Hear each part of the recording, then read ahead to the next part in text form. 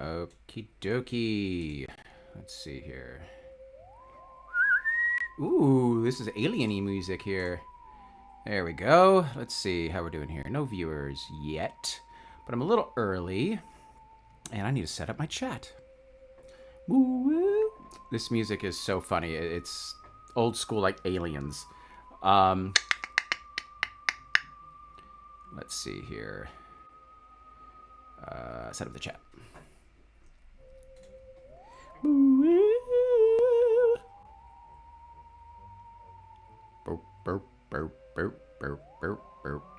Hey, it's Morgan.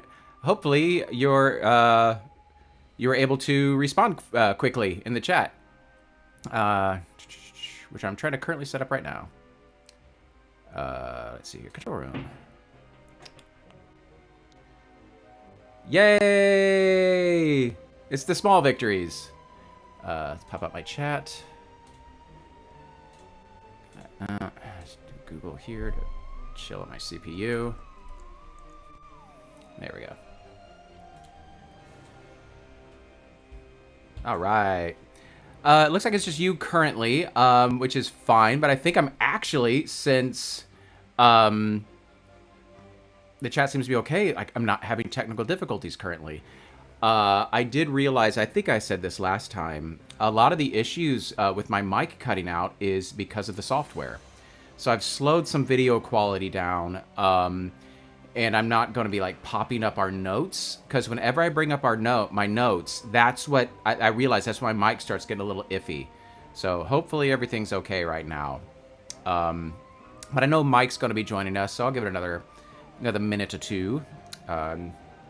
See if he's coming, but if not, I'm happy just to play a game, you and I. Okay. I don't even know where my phone is. Oh, there it is. See if he wrote me on Discord here. There it is. I'm on. So is Morgan. Oh, there definitely were not as many mic problems as last time. Last time was much better. I did drop out for a bit one time, and I got a little crackly. But again, I did notice it's when I'm popping up my little notes section and just making notes. So I think I found a little workaround around that. Again, it's crazy. Even this is using 74% of my CPU right now. Just that is all. This is 74%, which is crazy. Again, I appreciate Streamlabs. I can't even download OBS, but again, this was a computer of a data scientist, so it's a good computer. Yeah, I don't know why it's being such a pain.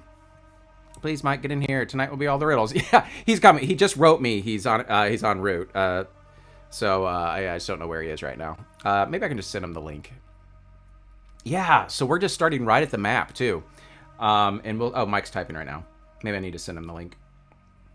But yeah, we're just going to start at the map and go. It's going to be nice to actually start in the first 5 minutes, as opposed to me, like, frantically trying to figure out how to speed up this chat. Let's see here. Oh, he was writing. Maybe he's just coming in. Oh, here he is. Oh, I can't believe it's eating up.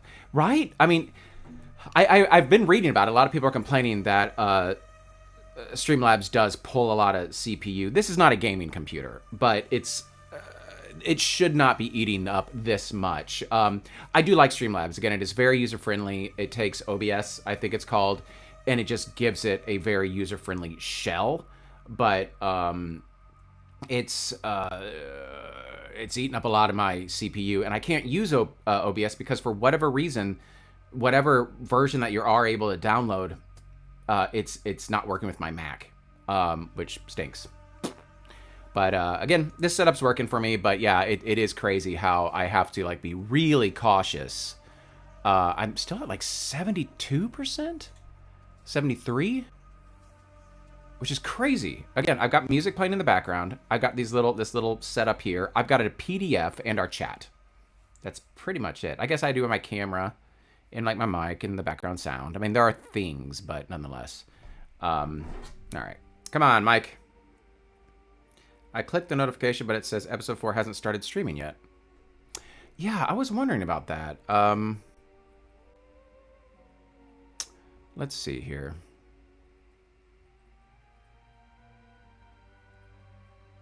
Oh, there he is. There's Mike. Whew, I am sweating. I don't know why. This room's usually the coldest room. But yeah, and it's not like there's a lot of lights on. Believe me, there's not at all. But I did just work out like 30 minutes ago. That could be it. But yeah. Also, like, I started this. This is my bathrobe. And I'm like, dude, if I'm going to be playing a game from home, I'm going to be so freaking comfortable. I'm actually wearing Donkey Kong pajama bottoms as well. I am... This also, if you know anything about Curse of Strahd, when I played this with Mike, when I was the Abbot character, I would pull up my hood because we just played online, and I was just like, oh, yes. He was just this very kind of, I see. He was just very like creepily removed, and he ended up being one of the big bads. We actually, after Strahd was killed, the Abbot still remained alive, and he kind of became the Dark Lord of the domain when we were playing. So he kind of became one of the big bads, and we didn't. What level were we when we beat him, Mike? When we actually finally killed the Abbot? Like 15-ish?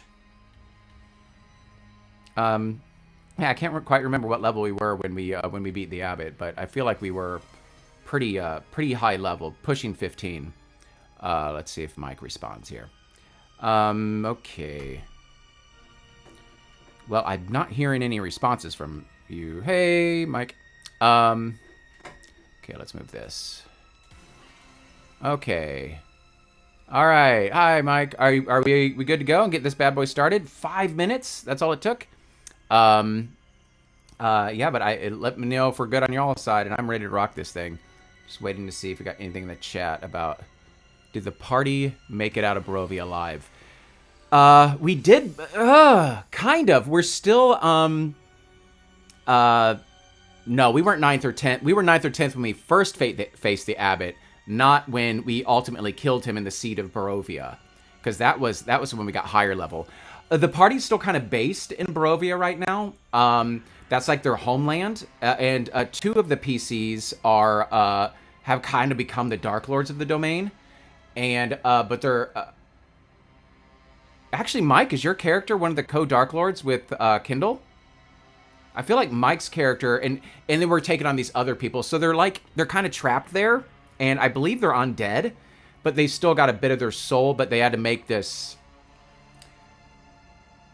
They had a choice to make with the dark powers, and they chose to remain the Dark Lord, I think.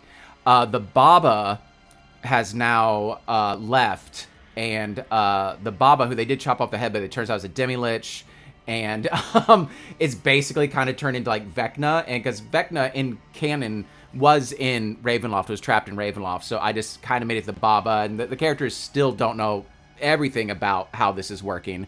But yeah, Glonk is a replacement Dark Lord. So like the 2 dumbest characters, like they were dumb. They are, but like lovely. One was like a halfling rogue / warlock, and then Glonk was a barbarian. But they are now like co-Dark Lords because of this pact they made with the Dark Lords. But yeah, anyway, that's the campaign. But who cares? Let's do some Edgar Allan Poe. So quick recap.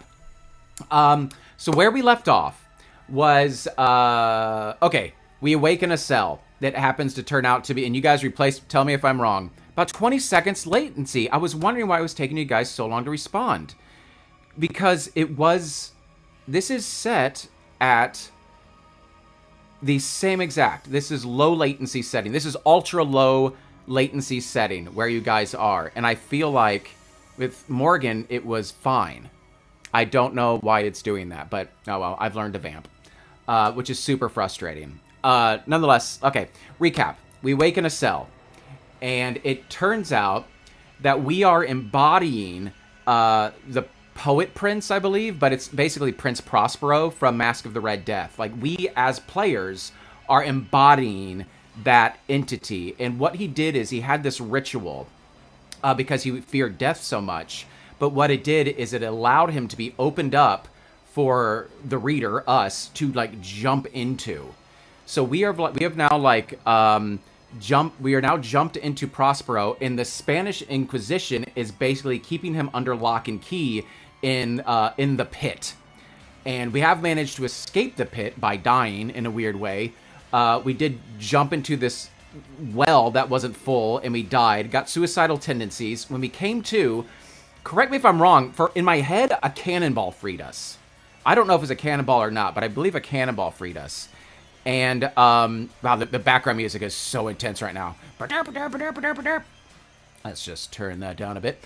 And so when the cannonball freed us, we run away from the Inquisitors, and we come upon the court of King Pest. King Pest is actually an Edgar Allan Poe story. I've read all this stuff, but honestly, I don't remember this because it was so weird. I was kind of like, this drunken night in London. But there are like two drunks who, I think they're drunk, stumble upon the court that we are chatting with. But we end up doing about this. We end up like chatting with them. They have us drink the Amontillado, which is never a good thing. But then because we have suicidal tendencies, we attack. And because of that, our avatar ends up trusting us. And then we get this whole backstory on the court and kind of like why we're here and what's happening, which I've already kind of explained all we know. And then we left, and we stumbled upon this house, and there was a raven in it. And it gave us this information about how if we're offered to read between the lines, we ignore what's offered and we sum the highlighted numbers and go to the result. So that's probably a really big... we were really disappointed we didn't get this raven key. So all of the people in King Pest's court who are dead, or of his his 5 people that's with him, they all have these like keys associated with them that we're trying to recover. And one of them is the Raven Key. So I think that was a really big clue to the Raven Key. And you two helped me with this. Because I was going back in my head and thinking about this. Do you remember we met a person who was drinking wine? This is in the Raven House that we went to. And let's see if I can find the map. It's not on the map, honestly. We didn't get here via the map. But, boink. This is kind of the map here. I wrote down some information about the map. So...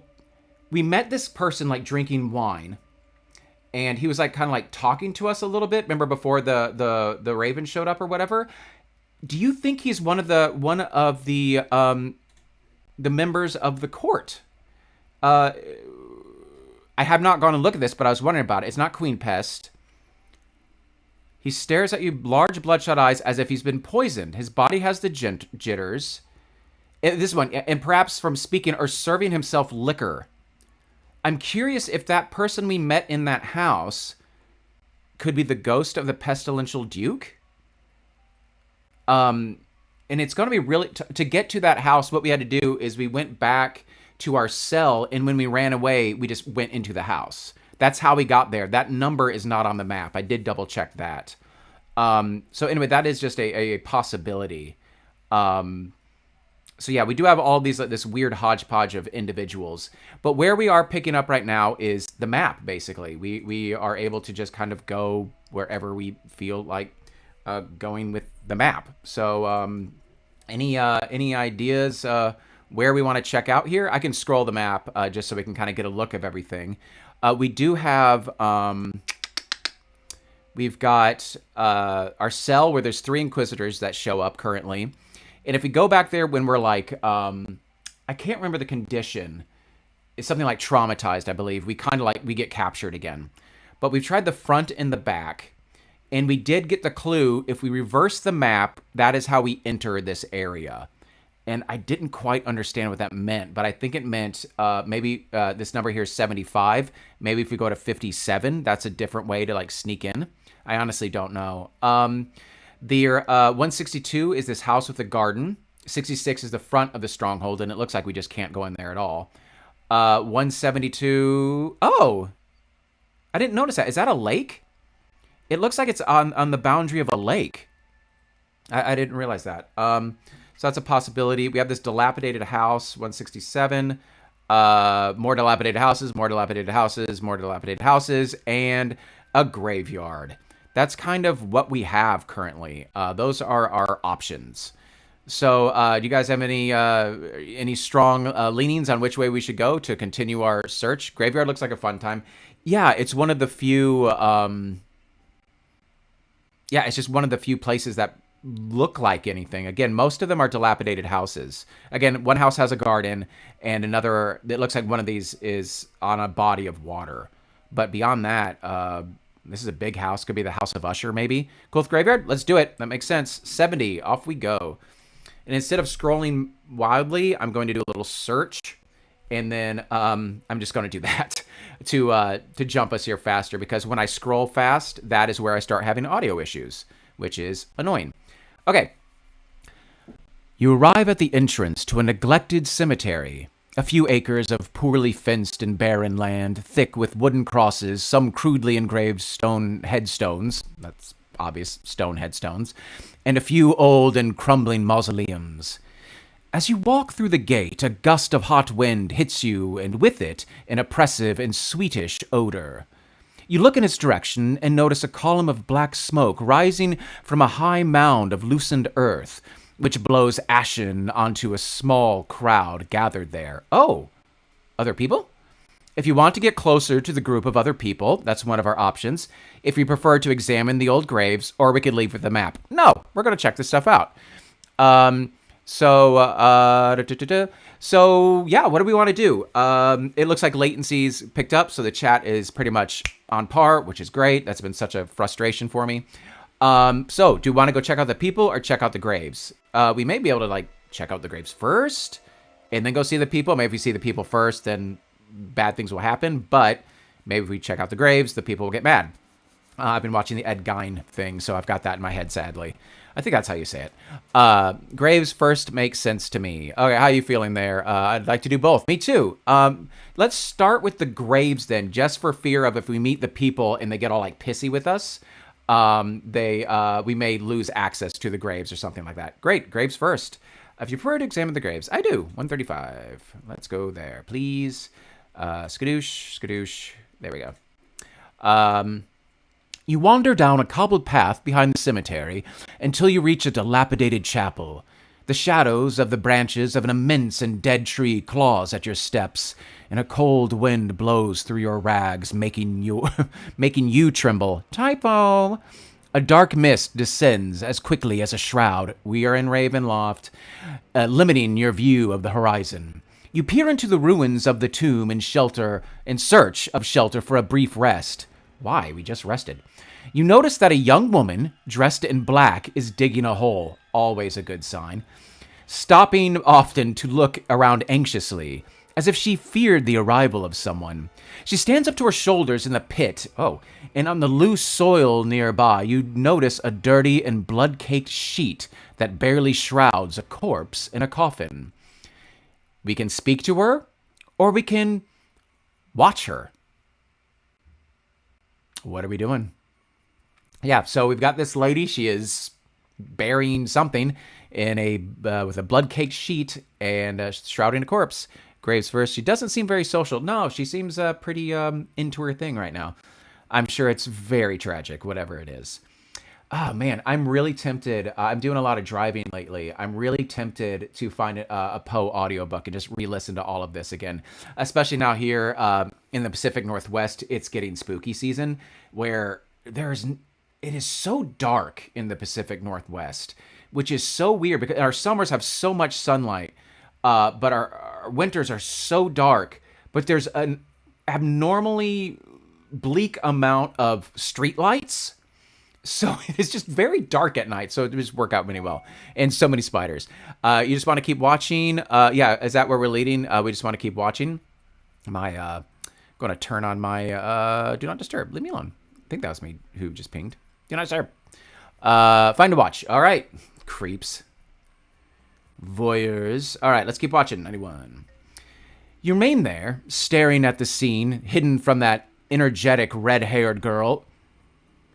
We didn't know she was an energetic red-haired girl. That's kind of a weird... Okay. We're staring at the scene hidden from the energetic red-haired girl who, once she has dug the grave, empties the corpse into it, thunk, and begins to bury it in a methodical manner, covering it in only a few minutes. Suddenly, you feel a tremor underground, a dull rumble followed by an electric crackle, the sound of a trigger being released. A massive, pale hand reaches up from the earth and grabs the ankle of the woman, who lets out a chilling cry, a scream that your pursuers may have heard if nearby. I don't know if they're nearby or not. Do we run to her aid, or do we just keep watching? This is very Freddy Krueger end of... this is end of one of the Freddy... It may have been Freddy versus Jason, where his hand comes up. Nightmare on Elm Street probably had the most profound effect on me out of all movies. I was way too young when I watched that. It's goofy now, but it is. Let's try to help. Yeah, I guess so. You two are such good people. I know. That's where I go as well, but you know we're going to get pulled in to maybe some like underground, maybe the is it called the Barrows in The Hobbit? Is that where Bilbo ends up? All right, here we go. Oh, here we go. It's a long one. Let's try not to get tongue-tied. The corpse's arms rise up out of the ground, grabs the woman's legs, and rips off her dark robe. The victim loses her balance, and the spade falls by your feet. A weapon! A head, marked by a network of veins which have exploded into horrible bruises, emerges from the earth with an angry snarl. But you have the quickness of mind to strike at it without hesitation, bringing the metal shovel down onto the skull and cracking it open dryly. For a few moments you stand staring at the foul-smelling brain matter as it pours out in rivulets and mixes with the mud, only to then notice that from the corpse's chest comes a bluish, throbbing light. There's something glowing beneath the skin. The answer comes to you immediately. What? It's a galvanic battery designed by Prince Poet to reanimate corpses after death. Obviously. As you're catching your breath after the encounter, the woman opens up the man's chest with a knife, revealing the presence of a small blood-stained metal object hooked to the heart. Is this like a telltale heart thing? So I don't know who's talking, so I don't know what voice to do. I thought it didn't work, but it just took longer to activate. I paid for my mistake with my life, and the punishment is exacted from me every day by having to repeat this cursed burial. Except today, thanks to your intervention. It's the woman.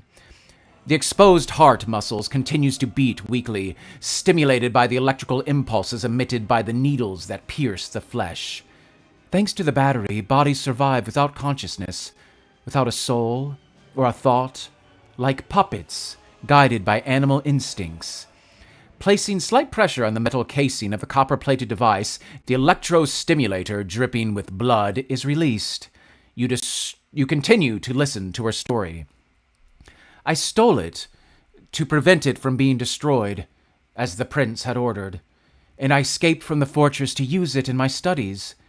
As if to suppress her sadness, her voice lowers and trembles, broken by an angry commotion.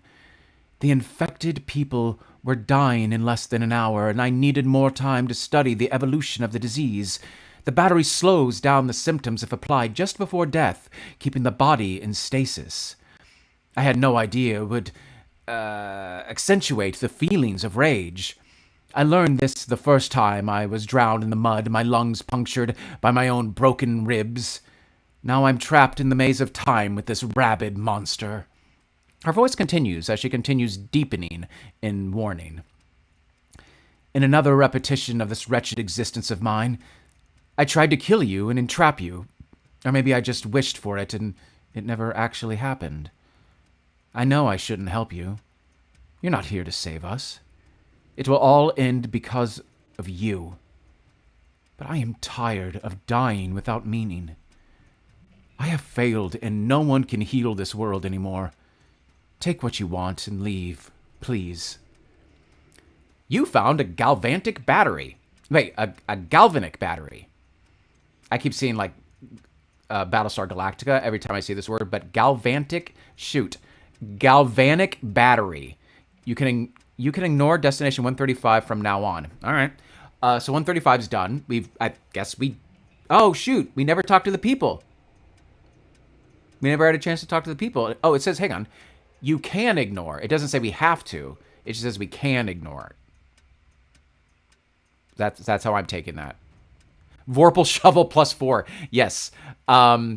Okay, so we have a galvanic battery. Is this at all based in Edgar Allan Poe? Again, as we said, he is credited with one of the first science fiction stories of this dude in this hot air balloon, and it's actually really clever. How I think he creates like a water clock or something. It's really pretty neat. But galvanic battery, I don't even know how to say it properly. This is where it's nice if I could actually hear your voices and you could correct me. Yeah, this feels very similar to like just running an online D&D campaign, except you're my silent players. Never heard of galvanic battery myself. Do you guys know what galvanic means? Is it galvanize? I'm just trying to think of what the word is. Galvan? I don't know. Okay. Well, anyway, I'm going to write that down in our notes. We have a galvanic battery, and this is literally the only item we have. As I was saying earlier, when I do bring the notes up for whatever onto the screen where you can see me typing things, which who cares, it makes my mic start cutting out because it overloads my computer, which again is a good computer. But galvanic battery, but this seems really important. So it seems like us in our previous form of Prince Prospero, or the Poet Prince, we were like trying to outlaw these things. It's a galvanic battery designed by Prince Poet. We designed it, the body we're inhabiting, to reanimate corpses after death. But then I thought she said later on that we wanted it destroyed. Thanks to the battery, bodies survive without consciousness, like puppets. The word puppet comes up a lot. That's why we were imprisoned, because we were puppets to some master or something like that. I stole it, and she stole it to prevent it from being destroyed as we had ordered. So she was in the fortress as well, whoever this person was. Okay. So we found open the map and choose another destination. Okay. Let's see. Where do we want to go? Boink. Okay. So, I mean, I guess, honestly, we could, because it says we may choose to ignore it. That doesn't say you must ignore it or that it's closed. We could go back and talk to the people. I mean, that seems, you'll have to start a Patreon page for a new computer. Yeah, I know.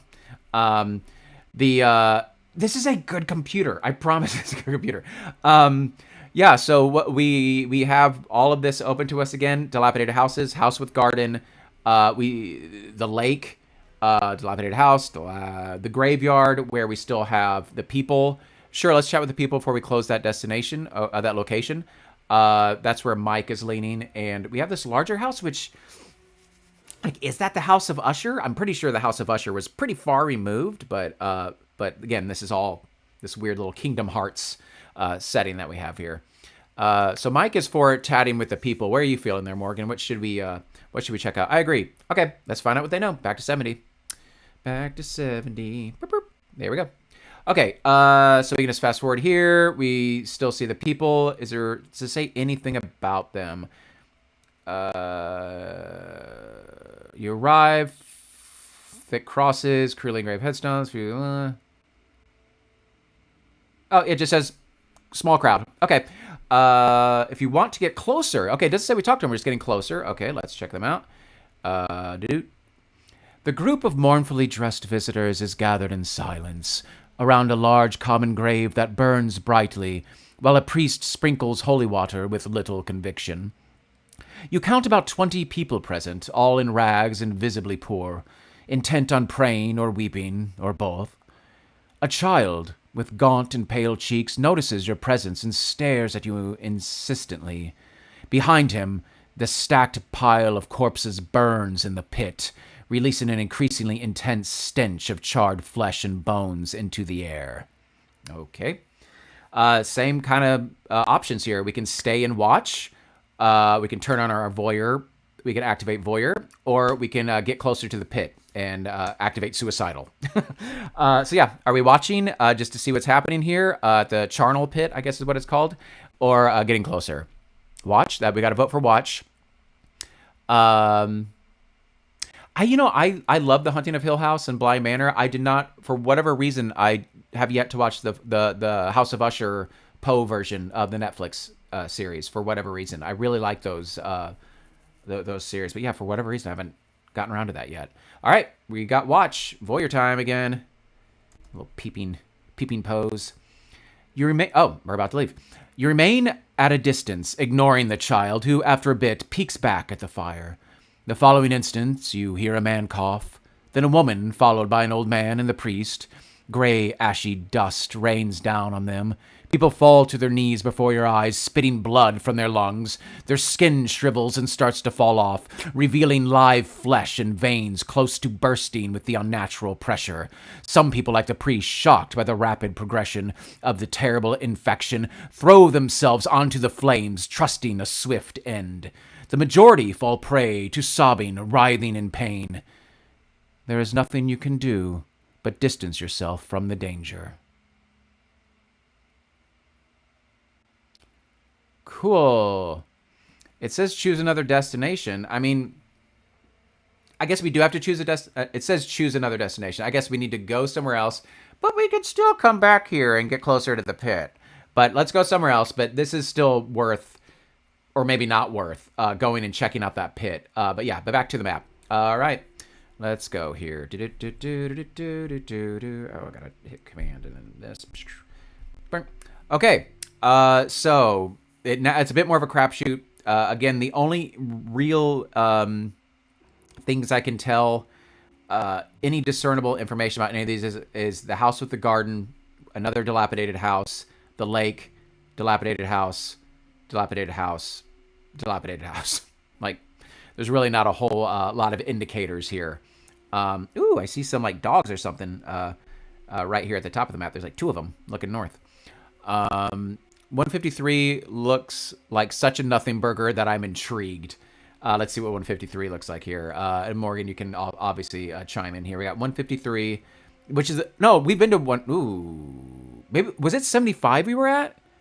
Shoot, I just put this in the wrong area. Yeah, we were at 75. That's where the that was where the 3 inquisitors in the cell was. I put this in the wrong area. You go here. Okay. Okay, let's do it. 153. That's what you said, right? Yes. Okay. Let's check the westernmost corner. Nope. You please. There we go. You turn down an alley that brings back a horrible memory, but you can't put your finger on what it was. You walk past a block of 6 houses, their doors marked with as many red painted crosses, when a sudden noise behind reveals the presence of a pair of inquisitors. You must lose them as soon as possible. You have discovered a secret passage. If you will be asked to add the number of this paragraph to continue, use in its place the pair of numbers you read between the lines. Mark it. Oh, but... Okay, this is that between the line thing. You have discovered a secret passage. Okay, the wording of this is breaking my brain a little bit. Help me out here, guys. You have discovered a secret passage. : If you will be asked to add the number of this paragraph to continue, use in its place the pair of numbers you read between the lines. Mark it. What the hell does that mean? I think I took a picture of what the Raven said to us exactly, because it was a little vague. Sorry, I just moved something, so it got all really small because I'm trying to pull up that screenshot so I can read it more precisely on my computer. Okay, I'll bring this back to my other computer screen so it should adjust back to the proper level. There we are.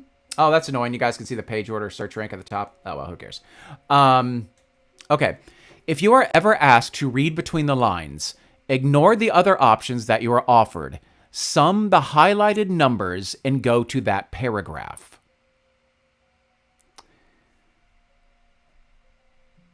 I don't see any highlighted numbers. I mean, that's highlighted because it's literally... And I think that we can't go to 1... Oh, does that mean we add 1, 5, and 3 and go to 9? Or do we... You have discovered a secret passage. If you will be... What does this mean? Yeah, so the Raven said, if you're ever asked to read between the lines, ignore the other options that you are offered, sum the highlighted numbers, and go to that paragraph.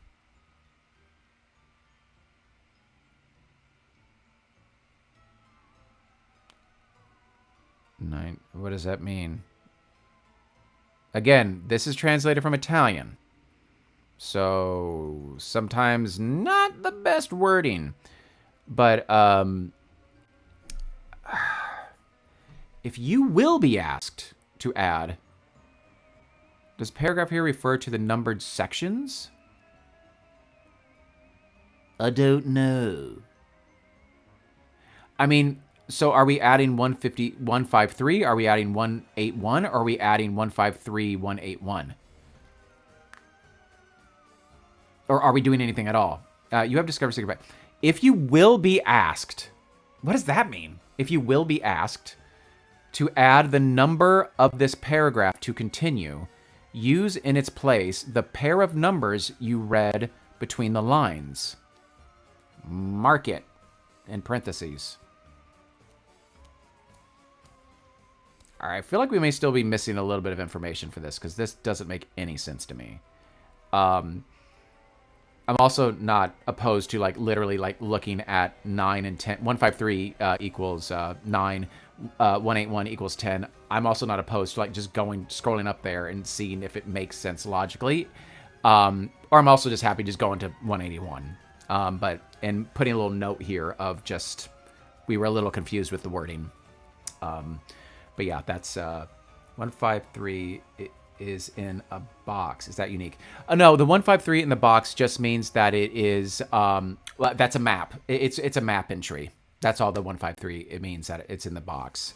Every map entry has is in a box. The only number between the horizontal lines is 181. Oh, yeah. Oh, that's true.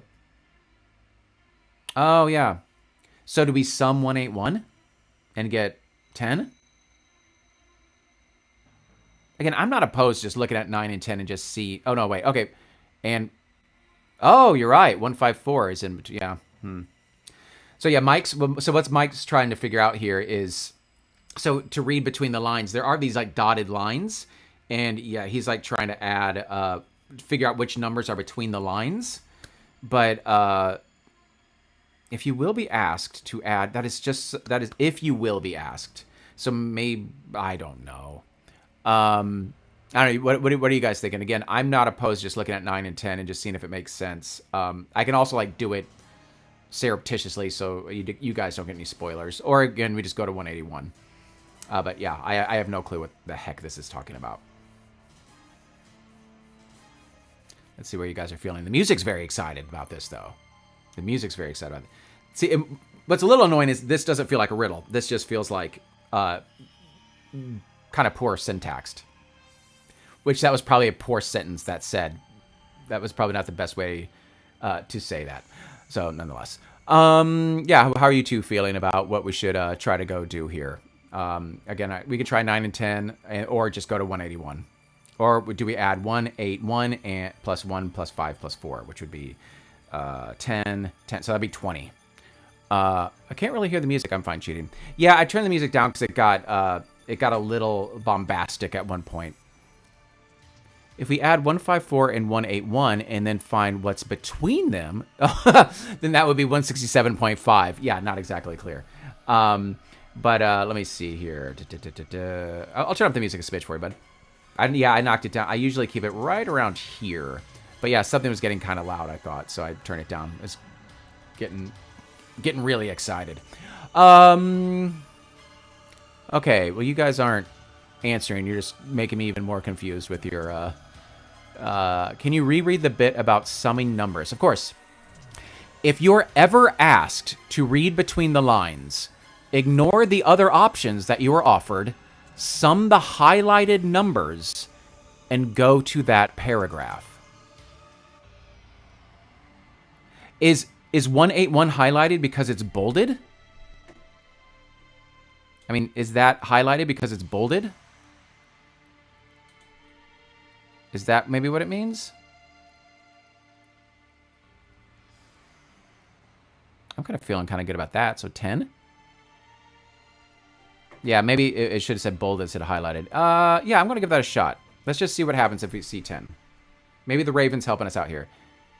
Nope, that's not it at all. That was earlier in the story. You make your way forward following the drips of water. That was one of our very first riddles that we did. So it's definitely not that. And I don't remember where we just were. I don't remember what number we're on. I guess I can just hop to the map and then we can really quickly get up here. But yeah, this is I think like the second or third. This is when we stand up when we fall and we look down in the pit and then drop the rock into it. So yeah, this was a yeah, so definitely not 10. That's the only thing I think of. 153. So 153 is 9. I mean, I'm here. Flickering flame. We've done this one too. This is 9. We've done. This was when we find out. This is our first bit of backstory about finding about the condemnation and selling our soul, puppet master, all that stuff. Maybe we don't have all the information yet. Well, I'll put a little asterisk next to that here. Well, we know we have to go to 181, so we can just go there, right? Because I don't know what else to do with those numbers. So 181.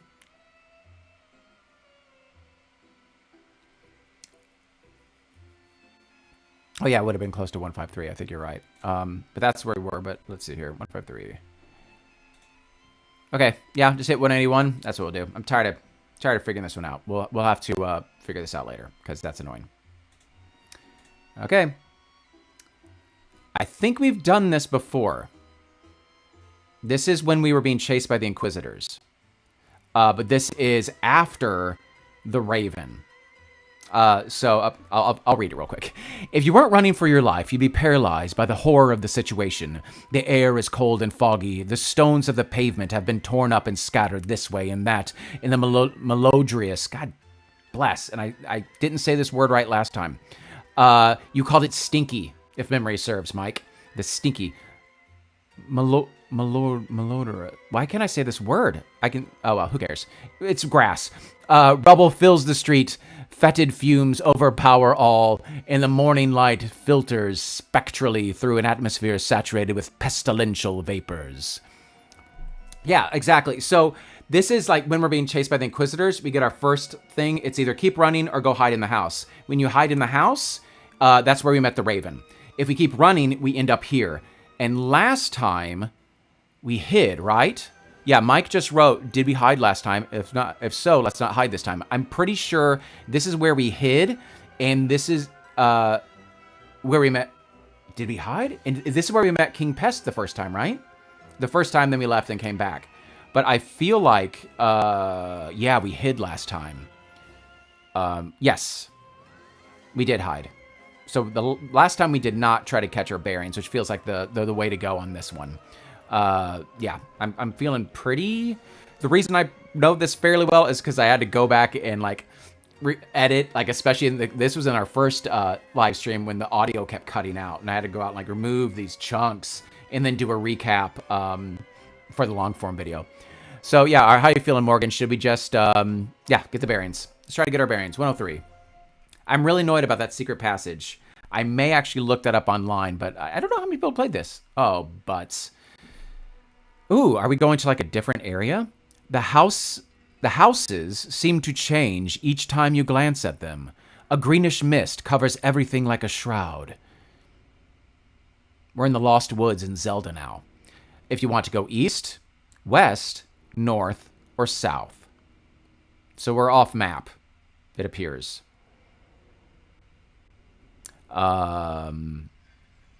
How are we getting our bearings? It seems like we lost our bearings. Yeah, okay. It's so funny because last session, I was like, all right, we got it. We're moving. I was ready for today. I was like, yeah, we are just going to start just cooking. And now it feels like we are just like floundering. Yeah, let's see here. Exactly. East, west, north, or south. Anyone got a direction they like? We could go up, up, down, down, left, right, left, right. It's the first direction I see. That's the way we're going. We have gotten no information about this. It's a pretty blind jump. So south. Okay, let's go. Mike wants to go south because he's curious about high numbers. Seems logical enough. Let's go towards the back. Is 160.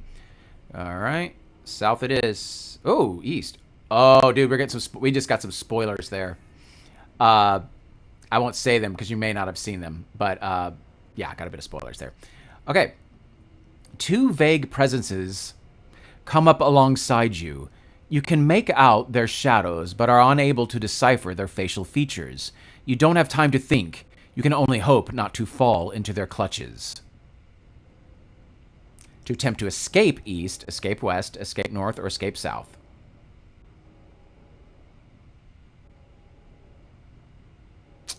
Which way we want to escape? So we already, it's kind of weird because we're on the northwest of the map and then we went south, but I guess this green mist like just transported us somewhere else. Okay, Mike, I'm going west. Mike likes the big numbers, so I'm fine with that. 180. Oh yeah, we're just getting bigger and bigger. All right. The impenetrable atmosphere reverberates with the sound of voices and people making toasts, as if somewhere in that inferno is unfolding. Qua? I like big sums and I cannot lie. Thank you, Mike. The impenetrable... Sir Mix-a-Lot from Seattle. The impenetrable atmosphere reverberates with the sound of voices and people making toasts, as if somewhere in that inferno is unfolding. I don't know what that means. Yeah, so there you go, Mike. This is what I'm saying. We already did 160, but 160 was south. So I get, wait, so is the map actually lining up? Maybe I should actually start drawing this, or one of you can, like, it sounds like it's actually, so if we go north, that's 160. And that's where we just came from, right? So it is actually lining up in this off-the-chart grid. It may just be like a simple little grid to figure out where we are. I don't have a pen and paper. I'm a bad DM. Oh, I have a pencil. Oh, gross. It's one of these really big ones. Like I don't know if you can tell in this. It's super like kid chonky. I don't like it. So anyway, let's see. You don't have paper? Go home, Apple Maps. You're drunk. Yeah, I have no way to write this down. I'm gonna hope one of you do, or I can always just go back and rewatch this. But we're gonna be very, literally floundering. So we went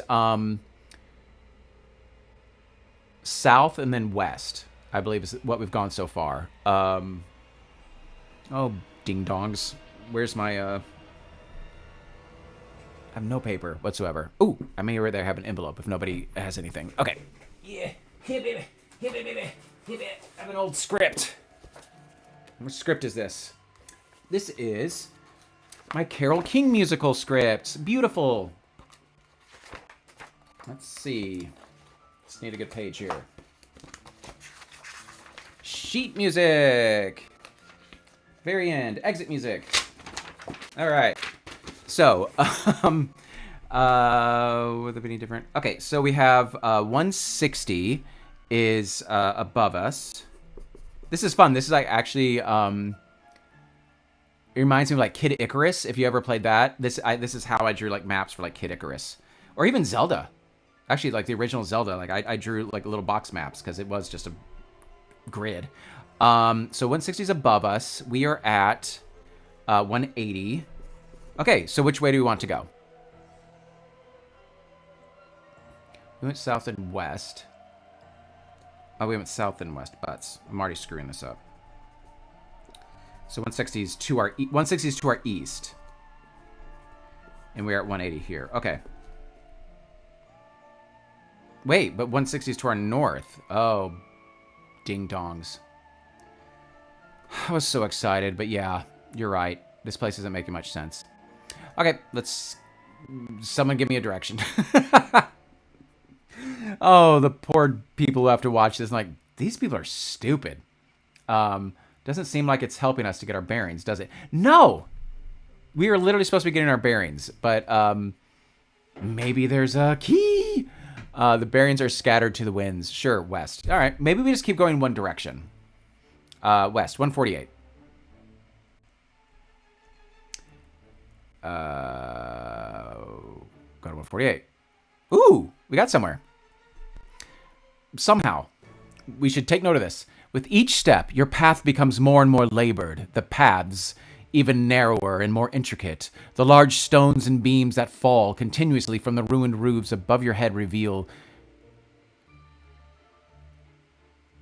We've done this. The large stones and beams that fall continuously from the ruined roofs above your head reveal, with their mournful, heavy, thudding sounds, the height of the surrounding houses. It takes huge effort to find an opening through the frequent piles of garbage, and frequently your hand lands on a skeleton or the corpse of a flayed beast. Suddenly, you find yourself at the threshold of a tall, black edifice whose windows are barred, and from the inside of which comes the roaring sound of wild laughter. We've done this. If you have the map, open it and choose another destination, or if you have the map, it sounds like we have to do that. It sounds like we have, it's like if you have the map, open it and choose another destination, or then we have the two options. So yeah, we have been here before. All right, so much for getting our bearings. We could always go back to the cemetery and jump in the charnel pit. We're going around in circles. Yeah, this is the fortress, I think. But, so we're back to the map. We could, check out the lake. We could check out the cemetery if we want to jump in the charnel pit. We could go to where, oh, that's why I was like, why can't I find the map? It's right here. It's right here.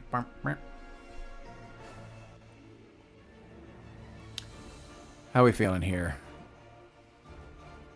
Yeah, so I'm going to definitely look up that about the highlight thing. Lake sounds fun. Yeah, I'm down with lake. Again, it's something. Lake or the House of Usher. No charnel pit. You don't want to jump in a charnel pit. So we have lake or the House of Usher, which we don't know what it is, but I just assume it's the larger house. I think it was like an old mansion then. Lake then. Lake. Okay, lake it is. Which was 172. Oh my gosh, you guys keep changing my mind. I already said 172. We're going to 172. All right. Ooh, here we go. Oh, this is. I may need to take note of this too. It's nice that I have paper because afterwards I can take some notes. 172. Multiple conditions. So, an ancient path wedged between alleys of dilapidated houses leads you to a lake. Wrecks of old fishing boats bob lazily on its still, glassy, dark surface. When you reach the shore, you notice a strange light that illuminates the surface. You keep walking, freeing the view of the horizon from the silhouettes of the ghost town, and take in the setting of the full moon, which is as red as blood. You look down at the pool of water and see the upside-down and warped reflection of the gray houses, their fair beams and broken windows resembling empty eyes. So these are, we've actually, interestingly enough, have seen all three of these conditions, but the lake seems to change based on whatever condition that you have. So we have to go to, our avatar trusts us, so we're going to 122, but I'm taking note as our avatar's condition changes. If it does change, if we come back to the lake, we're going to get a different outcome. So, multiple condition at lake. All right. So we are going to go to... Actually, I can just write right here. Okay. We're headed off to 122. 122. You feel a... you feel a fancy come to mind. Ooh, it looks like we have a riddle coming up. An absurd illusion, but a tenacious one, justified only by the vivid force of the sensations that distress you. It is as if the houses and the ghosts that inhabit them were burdened by an atmosphere artfully created by someone, a macabre pen that has described this gloomy world, impregnating it with a pestilent and mystic air that exudes from the dead trunks, damp gray walls, the silent tarn before you, while a dense, mysterious, and oppressive vapor makes the comprehension of any distances imperceptible. You lose control and hear the avatar speaking to you. Before this mirror of clear water, I can't see myself. I have no face. My identity is a reflection of your thoughts. Please, oh my butt, draw me as you might imagine me. Let me see myself through your eyes. Allow me to exist here and now. Okay, I was about to say, well, I guess I can go here.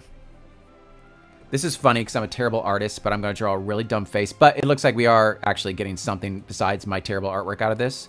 Give it some squiggly eyes.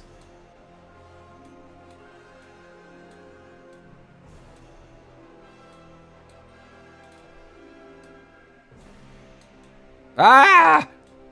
Shoot. There we go. Ooh, I'm in time with music.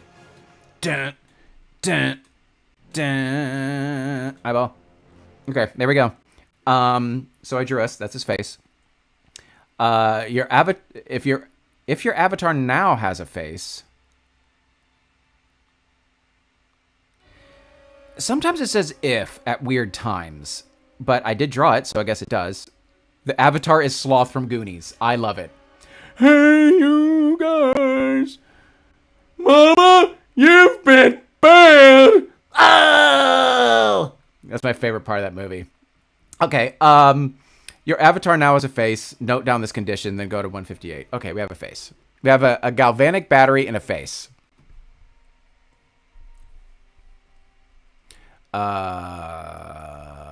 We have a face. Okay. If your avatar now has a face, note down this condition, go to 158. If not, open the map and choose another destination. What does that mean? You lose control. Allow me to exist here and now. For this mirror of clear water, I can't see myself. I have no face. My identity is a reflection of your thoughts. Please draw me as you might imagine me. Let me see myself through your eyes. Allow me to exist here and now. If your avatar now has a face, note down this condition, then go to 158. That's what we're doing, right? That is weird. A face is a condition. Speaking of, I'm about to do a film, and I have to be clean-shaven, which happens a lot. I'm usually clean-shaven.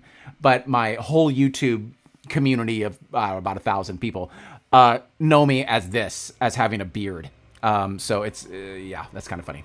I guess we do that. Anyway, it's just weirded a little strange, so I don't want to, like, do something wrong, but that's what we're doing. Okay, 158. Have we been at 158? That sounds familiar. I guess it all kind of sounds familiar at this point. Okay. The air around you begins to swirl madly. A sudden storm is brewing with a tempestuous yet stern beauty. You can feel frequent and violent changes of the direction in the winds, while the clouds, which hung thick and low, violently collide and converge with each other without ever passing into the distance. There is not a glimpse of the moon nor any flashes of lightning, but the surface of the lake glows turbulently, animated by an unnatural gaseous exhalation that hung over it and spread across it like a shroud. If you want to stay, or we can leave. I mean, why wouldn't we stay? But I'll let y'all vote, but we're here. It's happening. Yeah, so the face thing, I guess we could have not drawn a face, and then, I don't know. Anyway, that's the face he's got. So again, we can stay or we can open the map and go somewhere else. I don't know why we would do that, but yeah, we hang out, right? Yeah, we're going to hang out. Let's see what happens. I'm ready for, we haven't died yet. It's been about an hour. We have not died. That's unacceptable. You hear a terrible long roaring sound akin to the thunder of 1,000 waterfalls, and the deep pit silently opens up at your feet, revealing a muddy base littered with open coffins. Ooh, it's like the end of Poltergeist in the swimming pool. From each of the coffins comes the faint phosphoric radiance of decay, and you can see that in the innermost recesses of each are shrouded bodies in their sad and solemn slumber. But some of them slumber not. You see them feebly struggling. There is a general unrest, and from the depths of the countless pits comes a melancholy rustling. After a few minutes, even those who seem to be tranquilly resting seem to have shifted positions from which they had originally been entombed, and suddenly an otherworldly voice echoes through their ears. It is time to join the others. If your avatar has a face, go to 145. If not, lose your senses and go to 107. Could we even have gotten here if we didn't have a face? I thought because we have a face, that's how we got here. Maybe one of the other seasons we could have gotten here. Maybe since he trusted us, he let us through his face. And if we came at other times, just this would happen. So that kind of makes sense. Like, so if he was traumatized or whatever. Oh, we could have come to 58 earlier? Okay. Great. So, but nonetheless, we have a face, and we're going to 145. I was just making sure we didn't mess up. Yeah, dude, that clown from Poltergeist, that and Tim Curry as Pennywise. There's a huge reason people don't like clowns. And I'm assuming John Wayne Gacy as well. Right? That was Gacy, the guy in Chicago? I think it was Gacy was the clown one. All right, 145. Ooh, this is looking bad. Oh, maybe not. The phosphorescent lights fade and the water of the lake go back to being still, covering up the underwater tombs that shut closed with a sudden violence. A tumult of desperate pleas escaped from them. At the same time, a carnivorous voice, where have you heard it before, expresses itself with disappointment before fading away. So, you think you don't belong to this miserable spectacle any longer? Only those in control can grant you a true and final ending. But I will do everything in my power to prevent that from ever happening. Okay. Open the map and choose another destination. A picture of madness. Okay. Back at the map. It feels like, wow, we haven't done that much, but we kind of have. We've really been chipping away at this map, at least. So let's see here. Command point. There we go. Okay. And we have things. We have a face. We didn't have a face earlier. And we have a galvanic battery. So look at that. Okay. Edgy, bro. All right, so that was Lake. That was Lake when we were trusted, and we got a face out of it. So we did get something. It sounds funny to say. The house. When you say the house, Mike, do you mean 126/135? And we still have Charnel Pit in the cemetery. I'm gonna write that down as when I finish this, I can update the map and just put that text in there. Cemetery, Charnel Pit. Everyone's favorite hobby, jumping into charnel pits. I think I'm using that word properly. 126 or 135. All right, which one do we want to do? Do you want to do the adjacent section next to the graveyard, or would we like to do the patio area at 126? 126 patio, 135 graveyard adjacent. Or it could be alley, or it looks like there's like a little door. Maybe it's a way further south at 135. I honestly don't know. There's a well at 126. There is a well we needed to fill inside, the stronghold. So maybe that. So I'm just waiting to see what you guys say. I think Morgan was asking about 126. Okay, great. Morgan, less putrid patio. Less putrid patio. Okay. 126. Here we go. Okay. You advance towards the mansion. This could be House of Usher. Along a desolate stretch of road. You are accompanied by a sky full of low and heavy clouds that spread out over the old house like an omen. You look at the crumbling structure and are given to a deep sadness. The gloomy walls are marked by the empty eyes of the windows, which have been nailed over with boards marked with crosses of crimson paint. The symbol of the epidemic can ever be seen on the white trunks of dead trees not far from the edifice. Almost made it through without a stumble, and there we go, right at the end. Still missing a tooth. About a week. I'll get it replaced. If you want to enter the mansion, obviously... Oh, or we could observe it. Okay, or we can just stare at a house for a while. Which... we've been doing a lot of watching lately. Sometimes it turns out to be a good idea. So go in or observe some more. Ooh, spooky music. Either's fine. Oh, you jerks. Well, let's watch. You both said either's fine, so let's watch. I'm a cautious player. In my D&D days, I'm a cautious player. 92 it is. Okay. Oh, you butt. Who just said 92 it is? All right, fine. Enter. Jerks. Okay. I'm used to being in control as the DM, so let's throw me under the bus. You enter the Garthic. Take two. You enter the Gothic archway of the hall, pushing open the solid ancient door that has been left ajar, and enter a long, dark hallway. It takes you an interminable amount of time to walk down it, and you notice objects around you that reassemble themselves before your eyes. The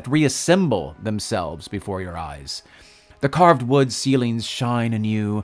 The dark tapestries on the walls regain their original colors. The dust disappears from the black ebony floors.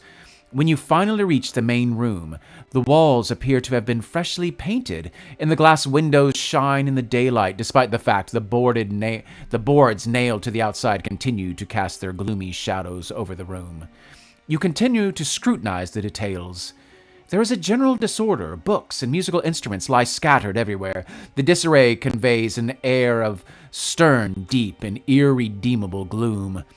You are engrossed by this degradation when a voice comes from behind in a greeting, followed by the entrance of a man who does not seem surprised by your unexpected presence. He has large, roomy eyes, narrow, pale, a hooked nose, and a weak chin devoid of any prominence. These features, together with his wispy white hair, more gossamer than a spider's web, and his excessively expansive temples, make him both unforgettable and disturbing. His physiognomy, I don't think I've ever seen or heard this word, is accentuated by a deathly pallor, and his eyes appear lustrous. He invites you to sit with him on a couple of small settees, cluttered with papers, which he brushes to the floor without hesitation. "You're here, at last. I knew I could count on your help." Okay. Again, is this someone we met with the Pest King? It sounds kind of like one of the Pest King people. I don't know if we're meeting their ghosts in other worlds or if we're just going back to them. So anyway, this may be related. I don't know. But anyway, we can ask who alerted him to our arrival, or we could ask what he needs, or we can remain silent and stare at him like a weirdo. So again, we ask who alerted, ask what he needs, and which that is where Morgan's going, asking what he needs, or we can remain silent. How are you feeling there, Mike? 83 it is. All right. Come on. Point us somewhere.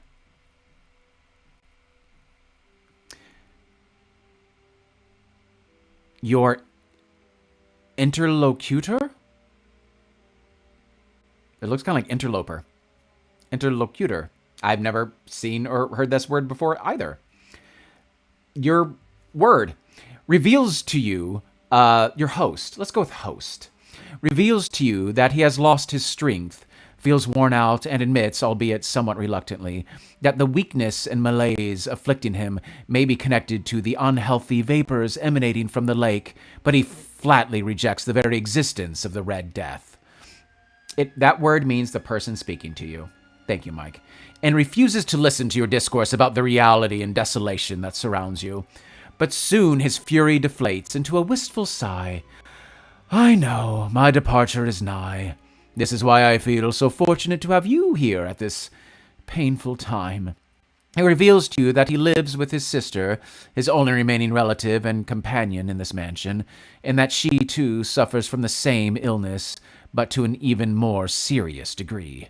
He describes her imminent death with deep bitterness and relates his need to have you there to help him bury her.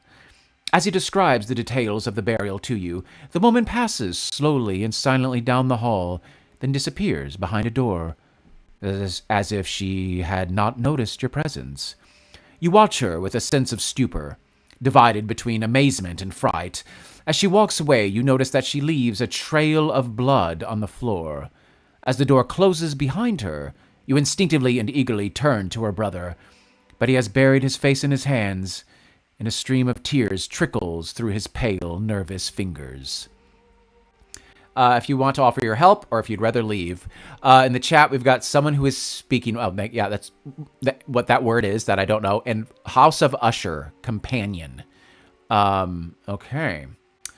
Do we offer help? I mean, or we leave? I have a choice, but it's probably the same one you guys have. But I'll see how y'all are feeling about this. Oh wow, we're pushing over an hour right now. Help? Yeah. Are you guys good to keep going? I'm good to keep going until we die or hit something cool or a riddle. But yeah, let's go to help. Hit 113. The man thanks you from the bottom of his heart and leads you to your chambers where you will spend the night. His sister's illness, he reveals to you, is now terminal. Her settled apathy, the gradual wasting away of her person, and the frequent bouts of catalepsy had been only the first symptoms of something that is now about to manifest itself in its tragic expression. So far, she has resisted, but her fleeting appearance earlier may be her last, he adds bitterly, opening the door to a small guest room with a bed, desk, armoire, and a set of heavy drapes around the window. Another small door leads to a small washroom, where a tub of water has been set to warm over embers. When you last stayed with us, you slept here. There should still be a change of your clothes in the armoire, excuse me. Change of clothes in the armory. Put on your plate mail, he says, and then takes his leave, leaving you to enjoy the refreshments of a hot bath. Okay, we can rest, or we can go and look for the woman. Yeah, obviously, this feels like a key section, right? Like, it feels like the Raven was a key section, which that gave us the hint to do the go between the lines thing. Boy, did that work out earlier. And, yeah, we'll figure this out. But, yeah, we can either rest or we can follow the woman. And again, I don't know well, did we dream when we rested? I feel like a little bit came to us. So last time we had the choice to rest, we didn't. We talked to the Raven instead, and then we rested. So far it's been good to just kind of continue on and whatnot. Look for the lady. Didn't we rest recently? Yeah, it was kind of recently. We've actually done a lot of sleuthing, but why do we need to rest? It's not like we have health points to get back.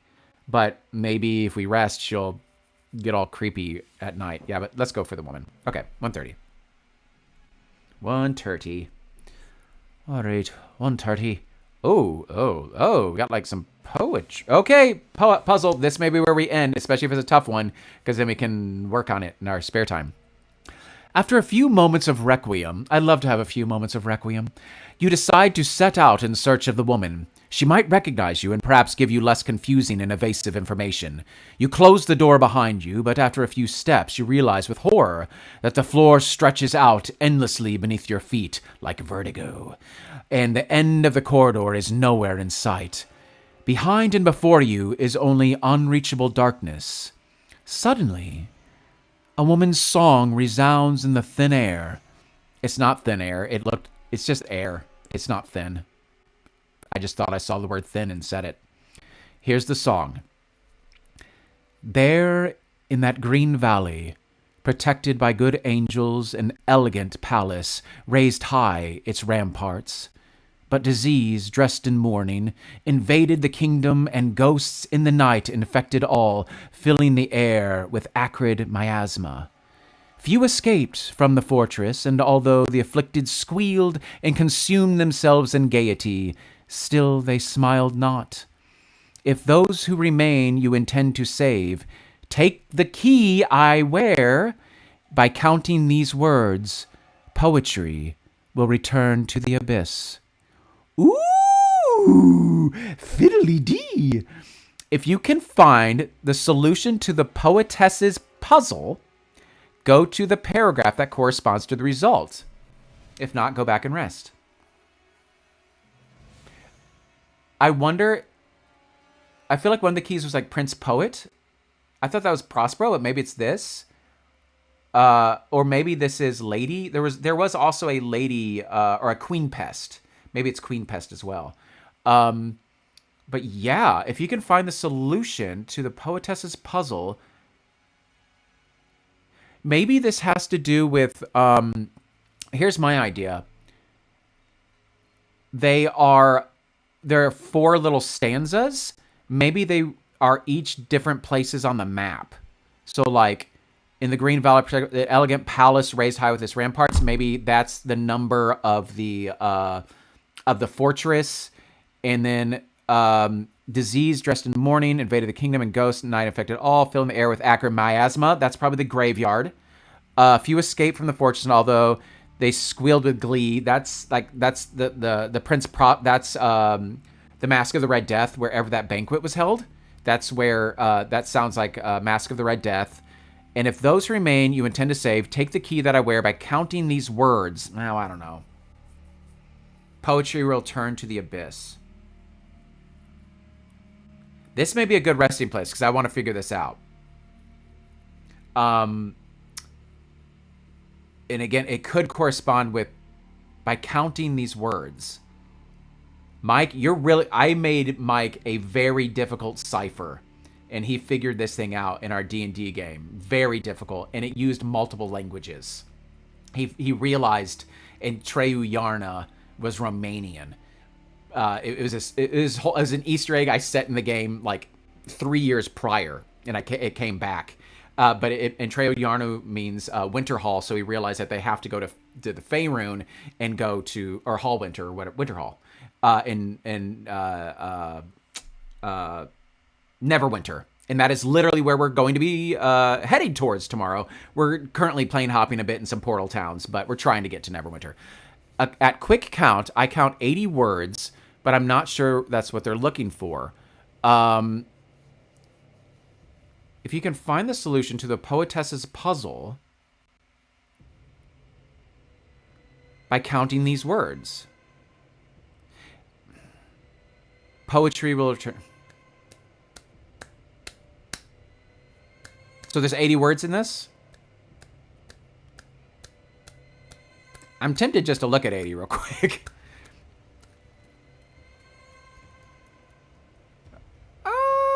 Yeah, I'm gonna look. What number are we at? And then if it's very obviously not right, we'll just jump back here, and this is where we'll save it.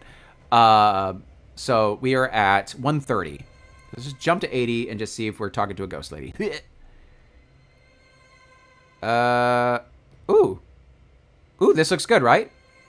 You close your eyes and follow the voice. I don't know what that means, but okay. Ignoring the illusion that surrounds you. The lines of the poem. Yeah, we feeling good about this? Was it this easy? Guide you deep into the belly of the villa. Okay. Down hallways that you somehow recognize. As if you had already walked down them. Moving with familiarity through the darkness to the woman's bedroom. Yeah. When you enter the room, your gaze is greeted by the light of a lamp. The poetess lies with her back to you. Her curls fall onto her sweat-soaked forehead. Sweat-soaked forehead. And her arms are deformed by violently pulsing branches of veins. Okay. You take a step forward without making a sound, but the ill woman feels your presence and turns around, greeting you with a weak and bloody smile. Thank you for coming. I truly missed you, she says, but a coughing fit forces her to double over and cover her mouth with a red-stained handkerchief. She replies to your inquisitive look. I know, you don't recall our friendship. But now you have come to me through the darkness, and that is enough for me. I no longer care if you're an avatar and someone commands your choices. You still exist, here and now. Our avatar trusts us, so we go to 84, which is just right down here, so let's just zip down to 84. The ailing poetess waves you away before continuing with her speech. No need for you to die yet. Stay far away, the disease is taking its slow and exhausting course with me. I fell victim to the scourge when its symptoms still hid deep within, making us all unwitting executioners. Oh, that's kind of a neat turn of phrase. All unwitting executioners in regards to a plague. A single tear runs down her face, trickling like the music in the background, and her voice breaks with regret.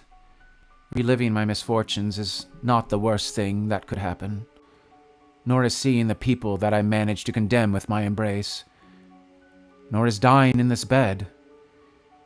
Even forgetting my real name as if my history no longer belonged to me, and to see it replaced with the title of Archduchess by that mad King Pest is almost as tolerable as being forced to attend his odious parties. The woman holds back a sob. The real nightmare is seeing my brother's exasperation grow to the extent that he thinks that I am, or wants to believe me, dead before I actually die, so that he can ask for help with my burial from the person who is dearest to me. With a sigh and a smile, the woman takes her leave of you. This time I will be able to depart in peace without having to endure the horror of being buried alive by those I love. She says, tossing you a key, and pointing to the window in her room. If you go out there, you will end up upon the street. Adieu. You have found the key to poetry. Take note of it, along with the number of this paragraph. Even if your avatar dies again, you will not lose it unless you are instructed to delete a key or an object. God help us that doesn't happen. From now on, you can ignore destination 126, open the map, choose another destination. Perfect! Congratulations, well done. Yay! We got a key!